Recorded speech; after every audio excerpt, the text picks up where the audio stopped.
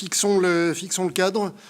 Hypothèse d'engagement majeur. L'hypothèse, c'est nous sommes dans un avenir proche que je ne peux pas chiffrer. Un ennemi de la France et de ses alliés a déclenché un conflit de haute intensité et les armées françaises sont engagées massivement dans un conflit avec un ennemi à parité technologique, à parité de puissance militaire. Donc nous avons un gros volume de force qui est engagé. Nous, service de santé des armées, nous sommes engagés également à l'avant dans le soutien médico-chirurgical des forces déployées. Et nous nous plaçons dans une hypothèse où nous avons donc de nombreux militaires français ou alliés blessés qui sont évacués par le système de prise en charge militaire et médical militaire qui arrivent sur le territoire national. Et nous avons besoin de vous, le système de santé civil, pour répondre. Et pour savoir comment le faire, nous avons à cette table des experts qui vont nous présenter plusieurs étapes. Je vais commencer par céder la parole à Madame Henry, qui est la seule civile à cette table.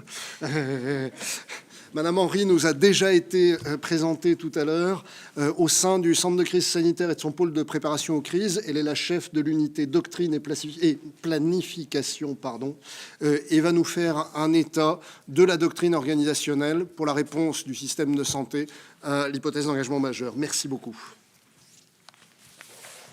Merci beaucoup. Alors, attendez, que je comprenne comment... Et après, j'ai plus juste... Okay. Ah oui, parfait. Alors, pour revenir en arrière, c'est super. Parfait. Donc, merci beaucoup. Bonjour à tous. Merci de nous donner la possibilité aujourd'hui d'évoquer ce sujet qui est évidemment hautement d'actualité.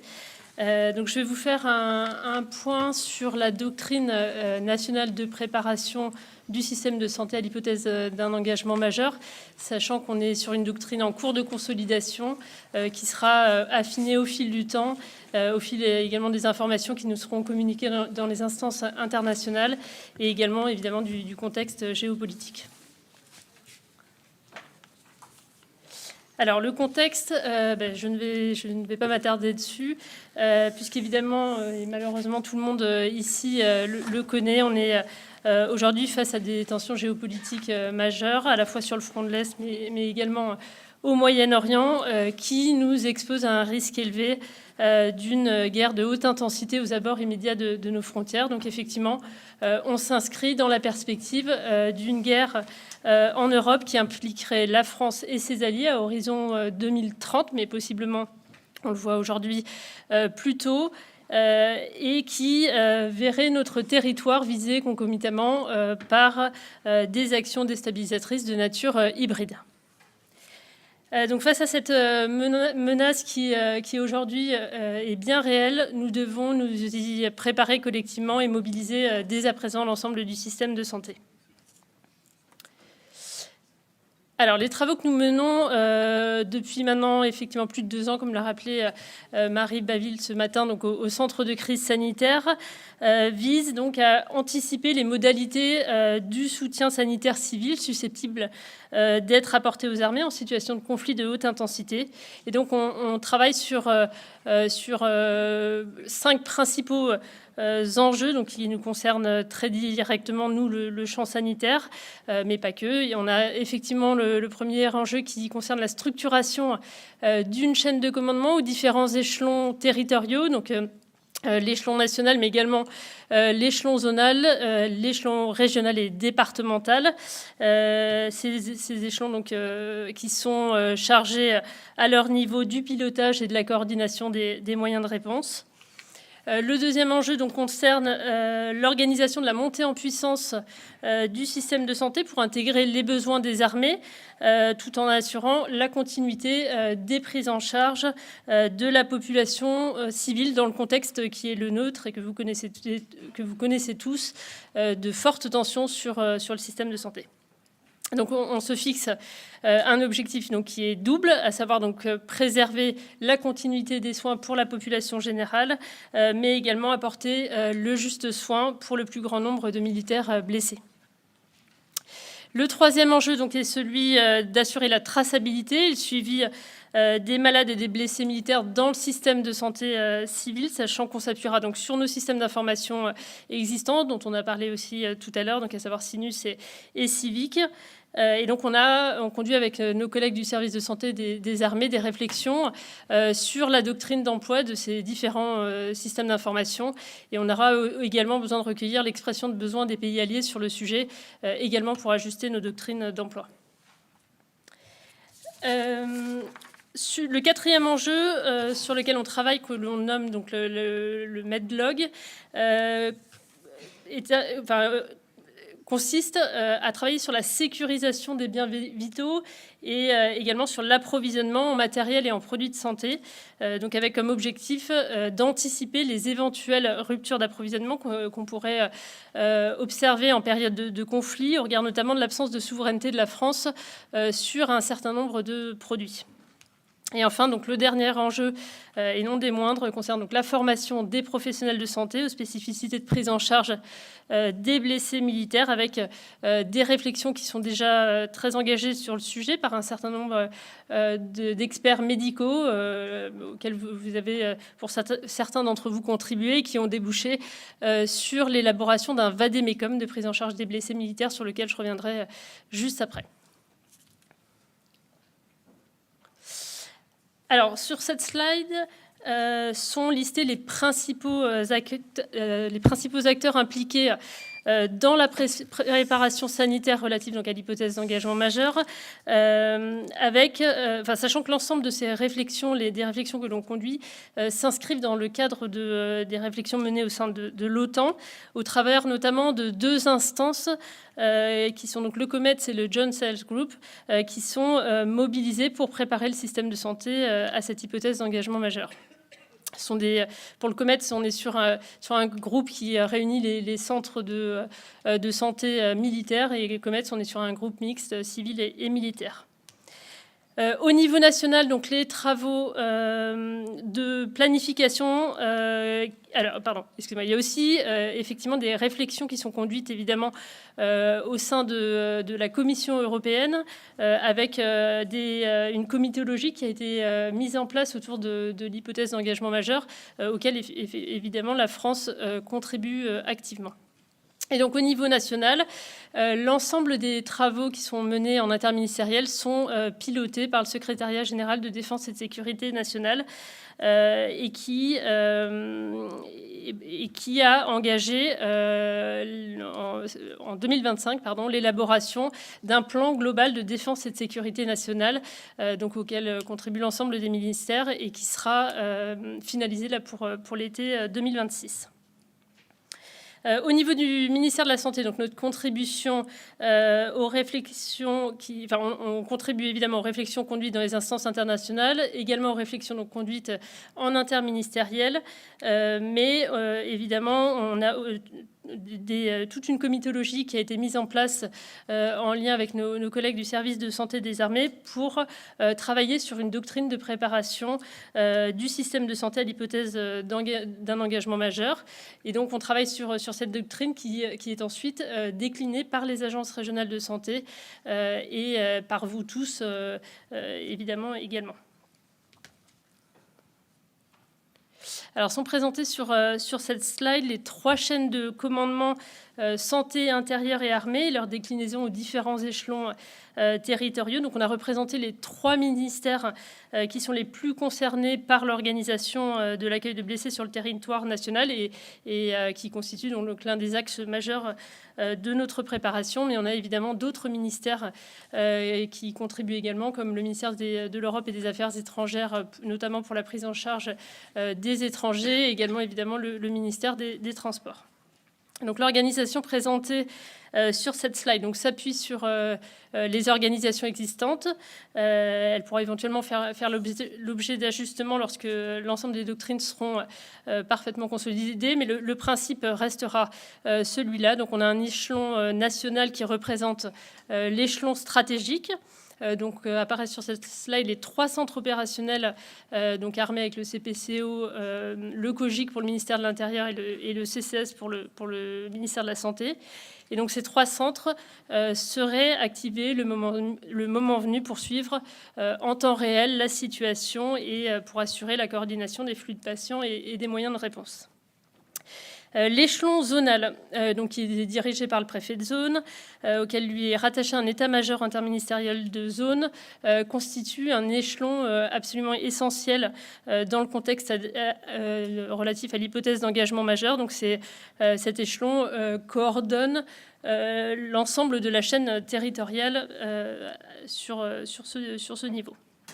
Les armées sont représentés à cet échelon par un officier général qui conseille le préfet de zone. Pour assurer le parallélisme des formes, on a confié aux ARS de zone un rôle central dans la planification HEM et dans la coordination des moyens de réponse, sans pour autant que cela n'obère le rôle également primordial joué par les ARS régionales qui, in fine, seront responsables de l'organisation de la prise en charge des blessés au sein de leur territoire. Et enfin, donc, l'échelon départemental, qui sera l'échelon de mise en œuvre opérationnelle avec un pilotage des opérations, comme cela se fait classiquement par le préfet de département. Voilà, donc l'ensemble les 3 chaînes sont représentées aux différents échelons. Il existe évidemment des interactions très fortes entre ces différents échelons et entre eux, évidemment, les chaînes intérieures, santé et armée. Alors, les travaux de préparation du système de santé s'orientent autour de 4 axes principaux, donc, qui ont été décrits dans 2 instructions ministérielles qui ont été adressées aux ARS en février et en juillet 2025. Et c'est donc ces 4 axes sont ensuite déclinés dans une planification qui est intégrée dans la planification Orsan.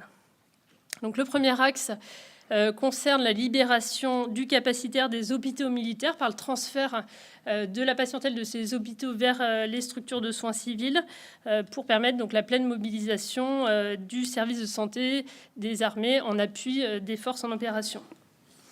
Donc là, les ARS ont modélisé des manœuvres d'évacuation de ces hôpitaux militaires dont la majorité de la patientèle est composée de civils. Donc pour cela, ils ont mobilisé l'ensemble des ressources publiques et privées de leur territoire. Le deuxième axe concerne donc le soutien sanitaire aux forces alliées en transit et en stationnement sur le territoire national. Donc c'est un axe qu'on nomme le soutien, enfin qu'on appelle également soutien nation hôte, et qui fait l'objet d'accords au sein de l'OTAN, accords qui prévoient que le pays hôte contribue à la protection des forces et à la fourniture du soutien logistique et des infrastructures requises pour leur accueil, leur mouvement et leur emploi. La planification donc, de ce soutien aux forces repose sur les informations qui nous sont fournies par les armées sur les corridors et sur les zones de regroupement envisagées, et se base également sur l'estimation des flux attendus qui, eux, se basent sur des modèles d'engagement des forces armées de l'OTAN. Le troisième axe concerne donc l'appui du système de santé civile aux opérations militaires d'évacuation médicale, donc les MEDEVAC que l'on citait précédemment, donc depuis les zones de conflit ou depuis les bases arrières. Donc là, il est envisagé un appui du civil à ces opérations de MEDEVAC, à la fois sur du personnel, également sur du matériel et des vecteurs. Cet appui du civil, il imposera évidemment de tenir compte des contraintes RH qui pèsent, comme je l'indiquais tout à l'heure, sur notre système de santé. Et il conviendra également de prendre en compte nos capacités réelles d'approvisionnement, sachant que nous, civils, n'avons pas forcément les mêmes référencements de produits et matériels de santé. Donc il y a un travail également qui est en cours en lien avec le service de santé des armées pour identifier ces produits et matériels qui seraient nécessaires en appui. Et enfin, donc, le dernier axe sur lequel se concentre notre préparation concerne donc la prise en charge des blessés militaires dans le système de santé civile, avec comme fil conducteur les grands principes suivants. Donc, dispenser le juste soin pour le plus grand nombre, permettre autant que possible et dans les délais les plus brefs le retour au combat des militaires blessés, et enfin préserver l'offre, évidemment, pour l'offre de soins pour la population générale.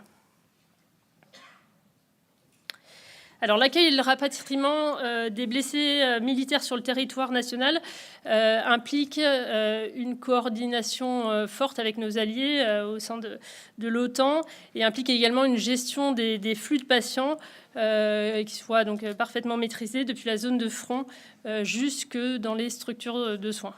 Enfin, maîtrisés en tout cas autant que possible. Donc, ce parcours de prise en charge du blessé militaire, qu'on appelle également Patient Flow Management, débute sur le théâtre d'opération, depuis lesquels donc, les blessés sont extraits des zones de combat par des militaires et sont pris en charge par des équipes médicales spécialisées dans des antennes chirurgicales ou dans des postes médicaux avancés. À l'issue donc de cette prise en charge à l'avant, les blessés militaires qui le nécessitent sont transportés toujours sous un commandement OTAN ou dans le cadre d'une coalition multinationale, donc soit vers une zone de transit, donc un hub arrière, qui est un pays situé près de la zone de front, soit directement vers la France par des vecteurs militaires ou éventuellement des vecteurs civils, et sont accueillis donc au sein de hubs sanitaires. Donc là, vous observez sur cette carte, on a les 7 zones de défense et de sécurité qui sont représentées. Donc on a 7 hubs médicaux identifiés sur le territoire national, donc chaque hub s'inscrivant dans l'espace géographique d'une zone de défense et de sécurité. Ces MEDEVAC donc, sont réalisés par avion, par car, par train ou par bateau, qui peuvent donc sont des vecteurs qui peuvent être affrétés, qui peuvent être réquisitionnés et très probablement reconfigurés pour permettre le transport de patients allongés ou assis sous surveillance médicale. Donc, ces vecteurs qui assureront, comme j'indiquais, l'acheminement vers les hubs nationaux, vers un des 7 hubs nationaux.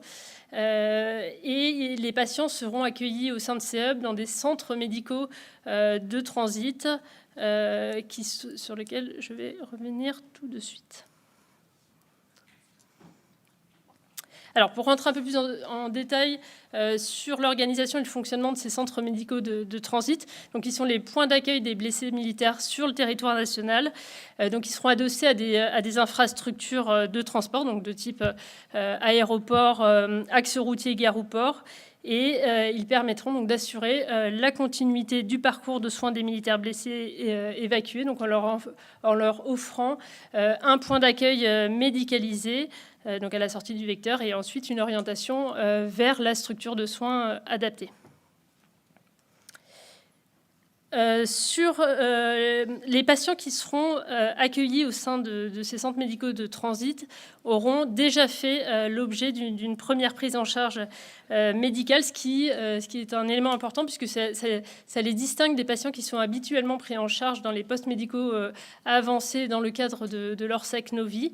Voilà, on n'est pas sur les mêmes profils de blessés et donc on a une organisation et une structuration du centre médical de transit qui n'est pas la même du coup que les postes médicaux avancés classiques.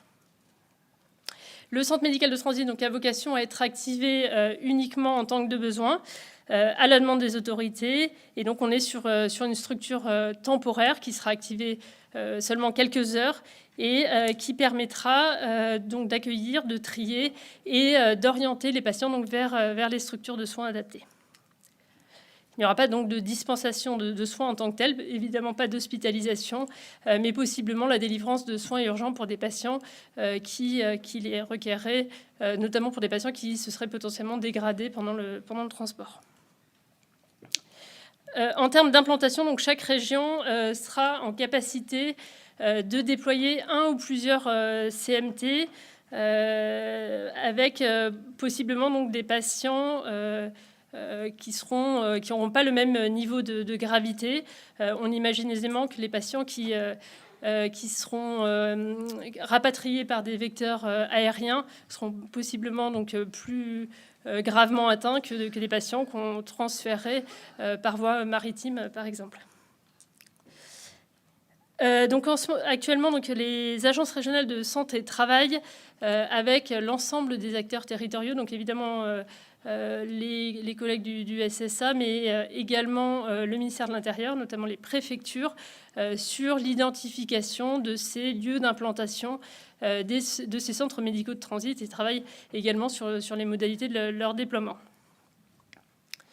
On s'apprête, nos ministères aussi, à leur fournir un cahier des charges très précis, justement, sur les attendus concernant ces centres médicaux de transit. En termes de dimensionnement, notre hypothèse de travail se base sur une estimation de flux de l'ordre de 100 à 250 patients par jour, de l'ordre de 100 patients par jour, pendant une durée de 60 jours consécutifs, avec possiblement des pics d'activité à hauteur de 250 patients par jour pendant 3 jours consécutifs sur l'ensemble du territoire national. Donc on prévoit a priori des arrivées massives au sein de ces centres médicaux de transit. On n'exclut pas pour autant la possibilité d'arriver perlée, ce qui nécessite la mise en place d'organisations qui soient modulaires et qui soient adaptables. Alors pour l'armement des centres médicaux de transit, on mobilisera principalement des ressources civiles, compte tenu donc de l'engagement massif des moyens militaires au profit des opérations extérieures. Et donc on travaille actuellement avec le ministère de l'Intérieur et également le ministère des Armées sur l'identification justement des ressources qui seraient susceptibles de venir armer ces centres médicaux de transit. Et je pense notamment aux associations agréées de sécurité civile, aux SDIS. Voilà, il y a tout ce travail qui est en train de s'engager au niveau national.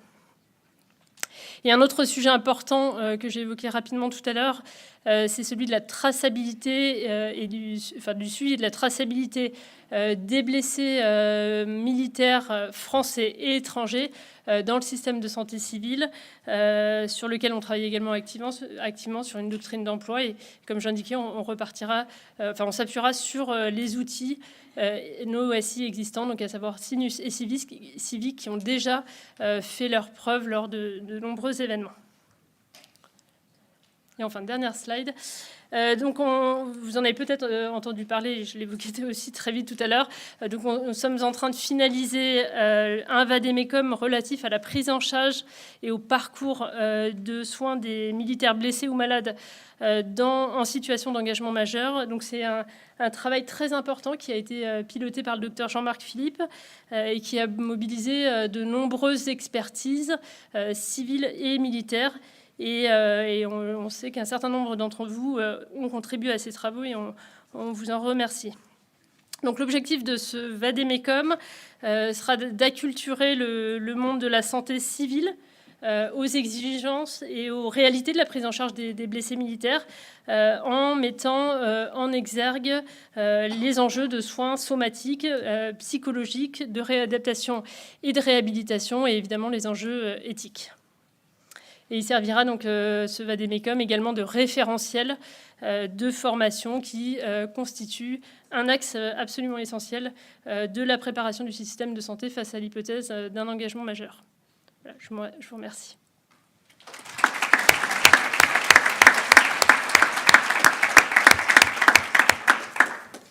Merci beaucoup. Est-ce qu'il y a des questions pour Madame Henry parmi les participants? Oui. Une question de Monsieur Henry. Merci beaucoup pour la présentation. Une des questions qui peut se poser aussi, c'est une question de ressources humaines, parce que nombreux sont ceux qui travaillent dans les hôpitaux, mais qui sont aussi réservistes à la fin dans l'ensemble des services de santé d'armée, les SDIS et ainsi de suite. Donc c'est une difficulté pour nous d'anticipation qui est réelle. Alors, on essaie de travailler avec les équipes qui sont en charge de la politique médicale, mais ça reste quand même un défi, quoi.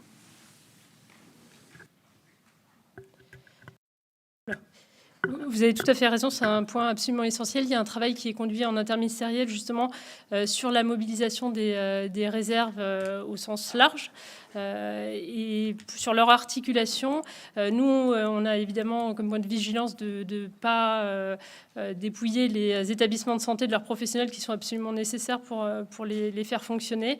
Donc, enfin, en tout cas, c'est évidemment un point de vigilance de notre côté. On travaille sur cette doctrine de mobilisation des différentes réserves avec l'ensemble des partenaires interministériels. Il y a peut-être un point à ajouter sur ce point, c'est que nous, service de santé des armées, nous représentons en France à l'heure actuelle environ 1% de l'offre de soins en lit d'hospitalisation hors hospitalisation privée. Donc on peut considérer qu'on représente à peu près 1% aussi des soignants hospitaliers. La cible qui est donnée par l'état-major des armées, c'est d'arriver à 1 réserviste pour 2 militaires d'active. Donc on peut considérer que ça pourrait représenter à peu près 0,5% des personnels hospitaliers. Donc quand bien même on mobiliserait tous les réservistes qui travaillent aussi dans les établissements de santé civile, il ne faut pas fantasmer un dépouillement complet des hôpitaux civils par les réservistes. C'est bien sûr en général des personnels qui sont précieux dans leurs établissements, mais il ne faut pas croire qu'il va y avoir une fuite massive, et c'est quand même important de le rappeler.